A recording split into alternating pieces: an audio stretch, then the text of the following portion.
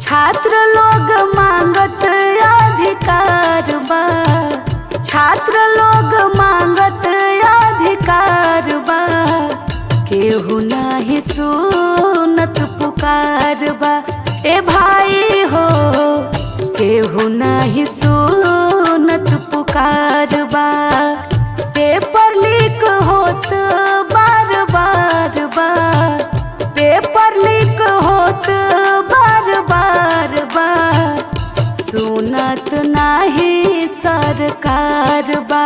ए भाई हो सुनत नाही सरकार बा। छात्रन के संगे होता देखो ना इंसाफी, केहू आत्महत्या करे केहू लगावे फांसी।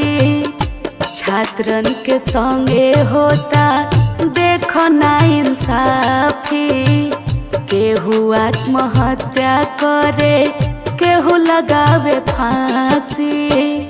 सूझे ना उपाय सब लाचार बा, सूझे ना उपाया सब लाचार बा, केहू नाही सुनत पुकार बा। ए भाई हो केहू नाही सुनत पुकार बा। रवि रंजन ममता के देखी रोवे दिल हो, छात्रन के जियल अब भइल मुश्किल हो।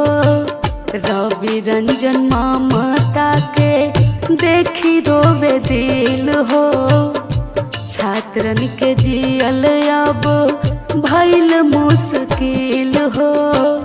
पढ़ल लिखल डिग्री सब बेकार बा, पढ़ल लिखल डिग्री सब बेकार बा, सुनत नाही सरकार बा।